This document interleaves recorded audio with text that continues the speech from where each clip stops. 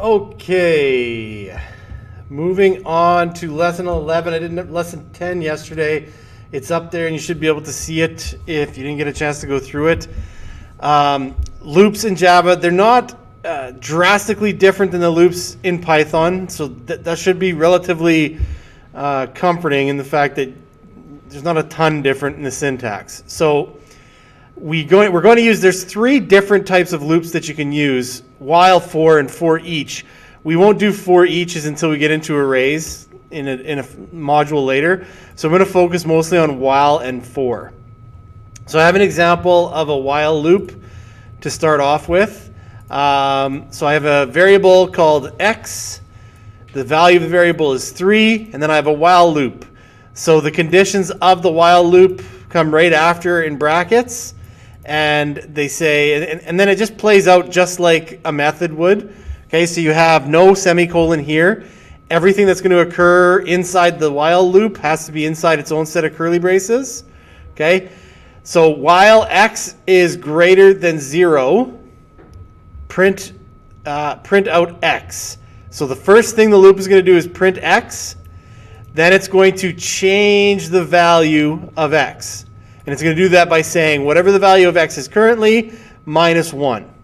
So as this loop iterates, so each time the loop goes through the whole process is called an iteration. Each time it iterates, it's going to change the value of x by 3.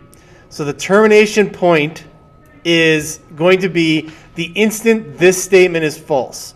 So right now when the computer gets to line 8, it sees while. Okay, that means I'm going to come back to line 8.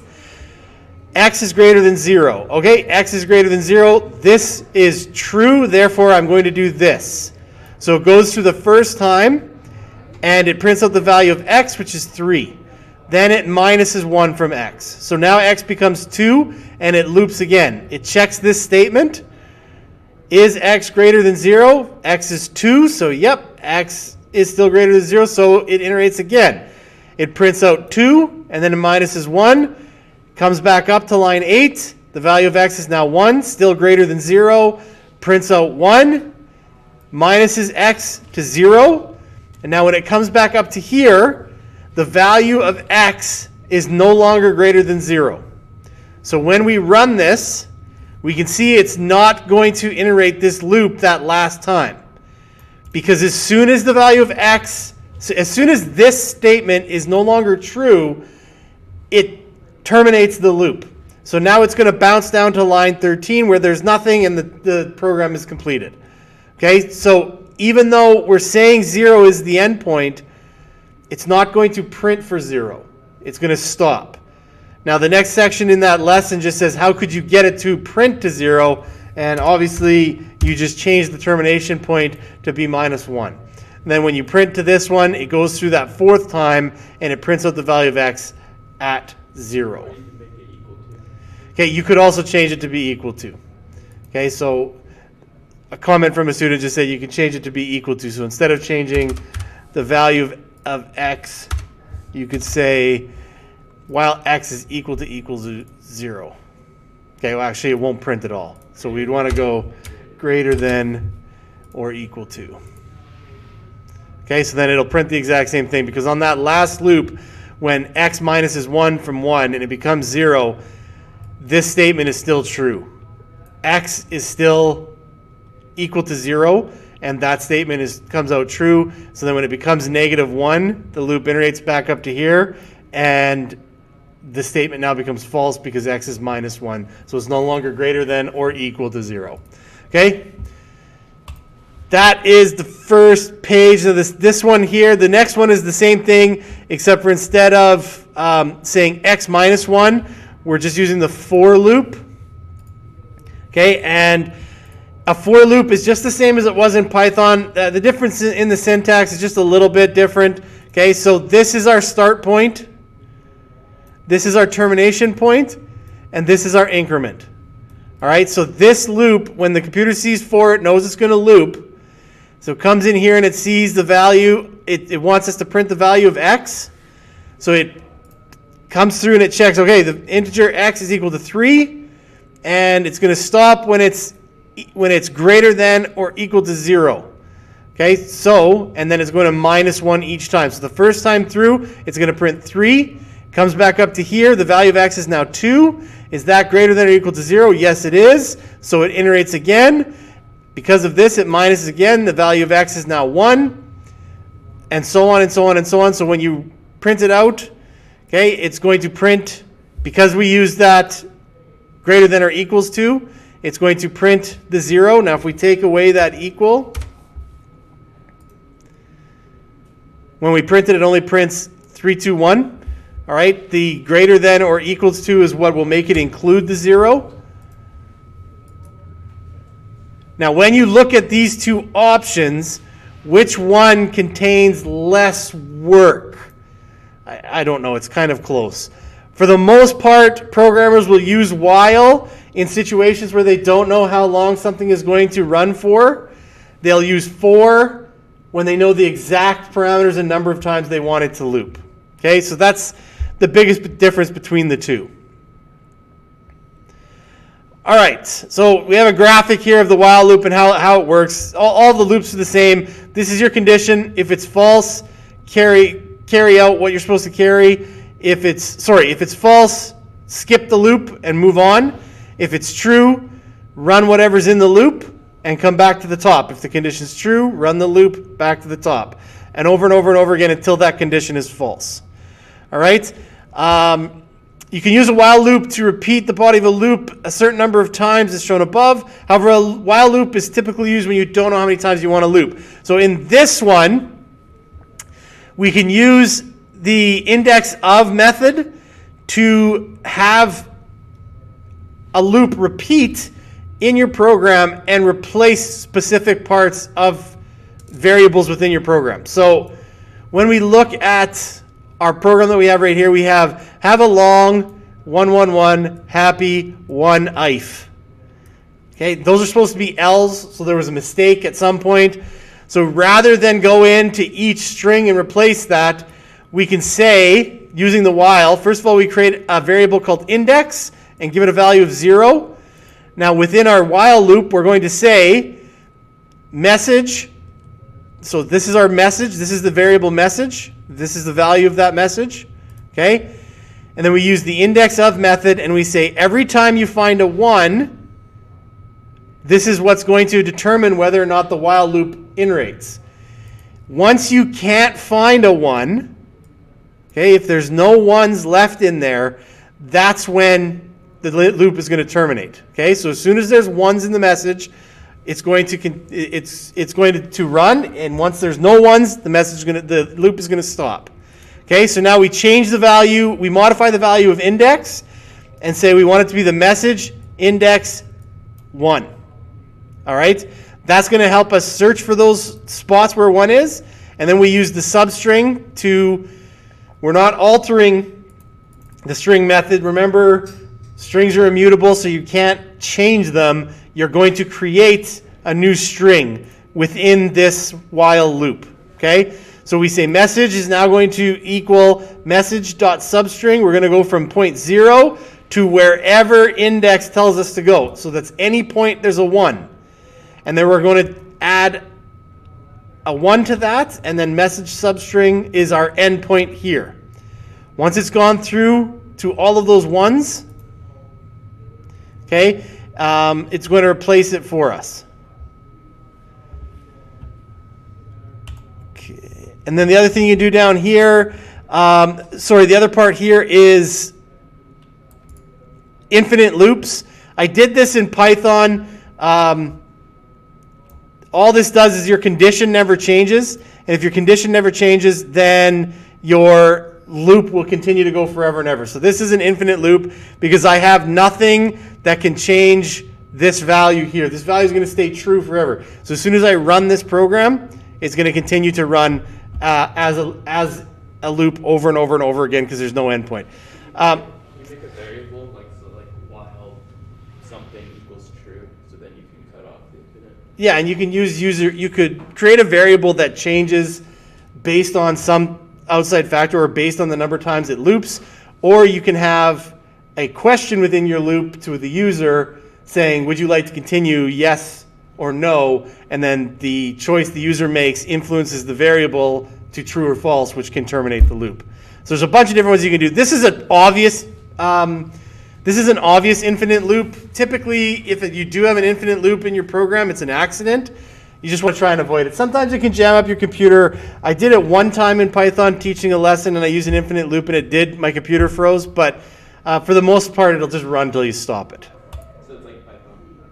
Yeah, it'll probably just run till it stops. The computers are strong, they have enough power that they're able to do that. Okay, moving on to tracing variables in loops. It's an important skill to develop, to know what each part of the iteration is in order to understand how best to set up your loops. So when we go to this one here, we're going to have two variables, var1, var2. Value of var1 is 3, the value of var2 is 2, and then we're going to create our while loop. Now we're going to use an AND in here. If you remember this from the last lesson, AND means both of these statements have to be true in order for the loop to continue. Okay, as soon as one of these is not true, the loop's going to terminate. All right, so when I go through this one, I don't have a print statement. I have it here, but I've got it commented out. So when I run this program, I get nothing. That doesn't mean the loop is not carrying on. So the loop is running, but what I want to be able to do is track the value of these variables. Okay, so while both of these statements are true, this loop is going to continue, which is just to add 1 to var1 and to minus 1 from var2. So if we look at the first statement, var2 is not equal to 0. So the first time we go through, var2 is not 0. So this statement is true. var1 divided by var2 is greater than or equal to 0. Okay, so 3 divided by 2 is 1.5, I think. I hate math. Okay, but it's definitely over 0. It's greater than or equal to 0. So both of these statements, the first time this loop iterates, are true. All right, so what it's going to do is going to add 1 to both of them. So I usually do this on the board, but I want people to be able to see it. So this is our chart to track it. This can be valuable. As soon as you start using nested loops, it gets confusing, all right? But this is where they start at. So iteration 0 is it's not the first time the loop runs, it's before the loop starts. The value of var1 is 3, the value of var2 is 2. Now, if we go into here, the first time we've already determined that both of these statements are true, so both of these operations are going to carry out. So we're going to add 1 to var1, we're going to minus 1 to var2. So when this loop comes back for its first turn, this is going to be 4, this is going to be 1.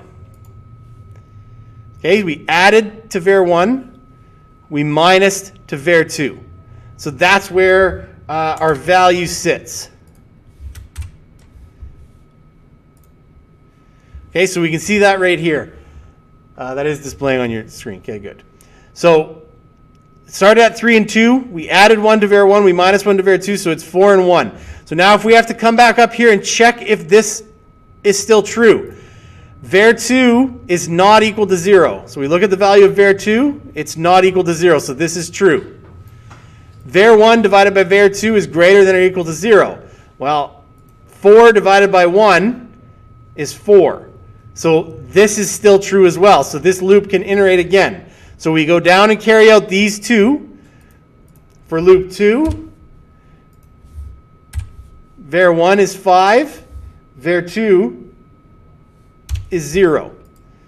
So now that's carried out a second time. We come up to here, check our loop, check our conditions. var2 is not equal to 0. var2 is equal to 0. So this statement is false. Because we're using an AND, it doesn't matter about this statement. This one's already false, so the loop is going to terminate. Okay? If we check it though, 5 divided by 0 is 0. Okay? So this one is still true because it says greater than or equal to 0. So now this one would be true, but it doesn't matter because the overall statement within the brackets is false. Okay, so that would terminate it. So this is our chart we can use to help track that. Now this one was a simple one, but like I said, when you start getting into more advanced nested loops, it gets a little bit tougher. So if I remove that and run it, and now prints out the values. The 2 times the loop ran, the values were 4 and 1, 5 and 0, and that's the same thing we had here. 4 and 1, 5 and 0. Okay. And that's this example here, just like that. All right. This gives us this kind of review. I already talked about this initialization condition change. So I called it the start point, the termination point, and the increment. That's how I explain it in Python. So the wording is different, but it's going to mean the same stuff. All right. So this is our for loop. It's not a ton different than the while loop, just it adds that change that's in there. Usually the while loop doesn't have that change section within it, but for the most part, for loops do. This one right here. Okay, so this song, Bottles of Pop on the Wall. We have 3 strings, line 1, 2, and 3. Bottles of pop on the wall, bottles of pop, take one down, pass it around. You can notice that there's already a space built into the variable. Okay, and then I have a for loop right here. For int I equals 5, so this is our start point. I starts at 5. It's going to end as soon as I is no longer greater than 0. And it's going to go backwards. So the value of I is going to change by reducing 1 each time. Okay, within the loop, the action we want it to carry out is it's going to print whatever I is. So whether I is 5, 4, 3, 2, 1, plus line 1. Then it's going to say I plus line 2. Then it's going to print line 3. And then we're going to say I minus 1 plus line 1. And then we're going to leave a space. Okay? Down here inside of our main, because we've created this as a method, public static void print pop song. This is our method.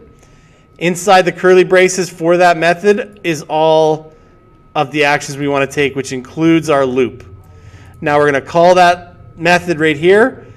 And when we run it, it's going to come through and sing that song for us. So the first time this loop runs, I is equal to 5.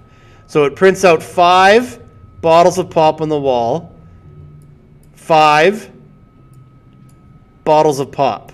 Then it prints line 3, take one down and pass it around, and it's going to say I minus 1, which is 4, plus line 1, 4 bottles of pop on the wall. And then we're going to print a blank spot. Then it's going to come back up. Now this does not change the value of I.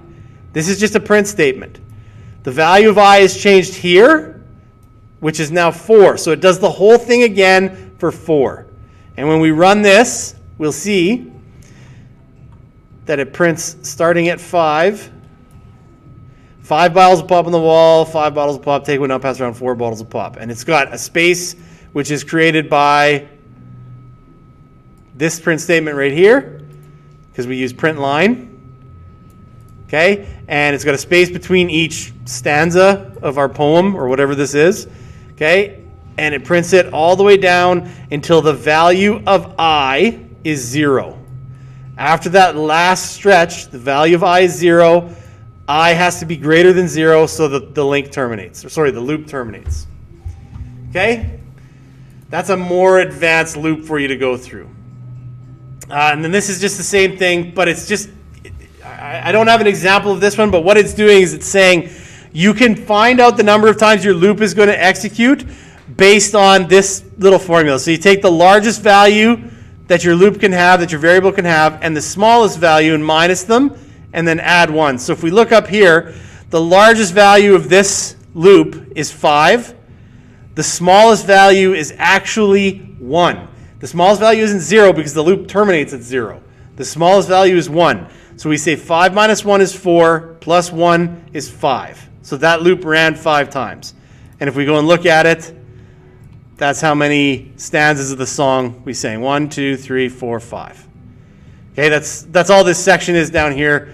It's just teaching you how you can determine how many times it loops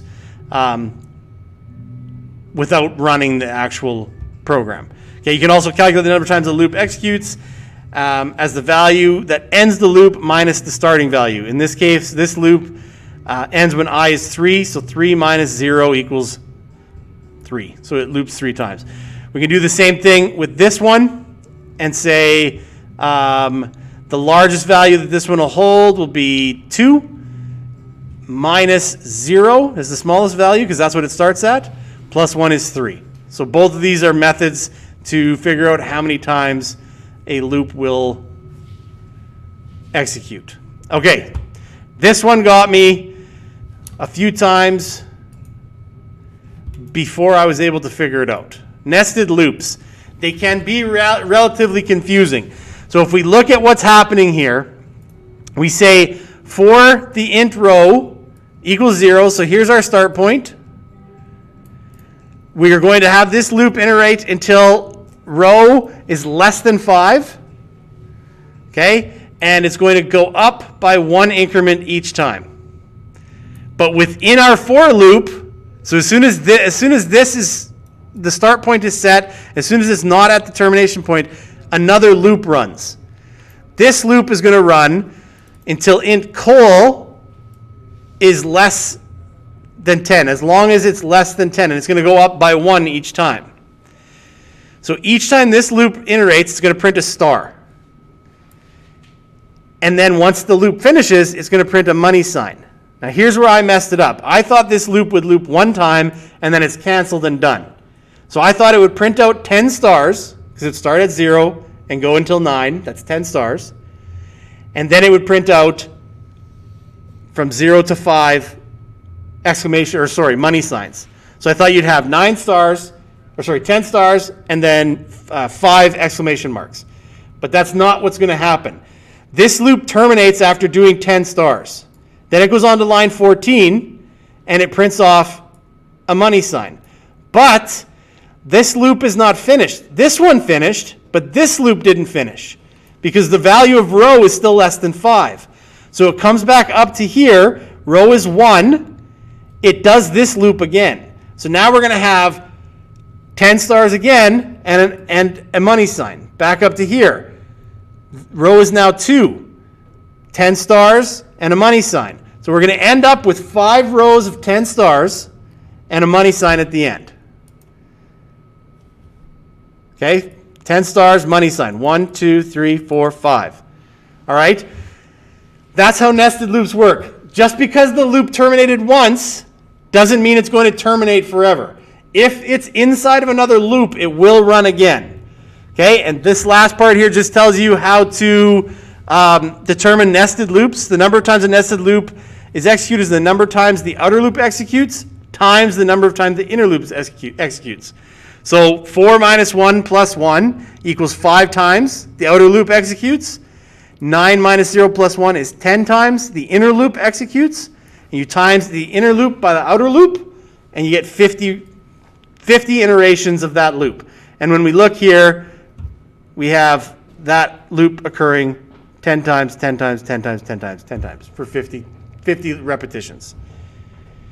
Okay, that's nested loops. They get much more confusing than that as we go, but that is nested loops, and that's the end of the loops lesson. I'll go over some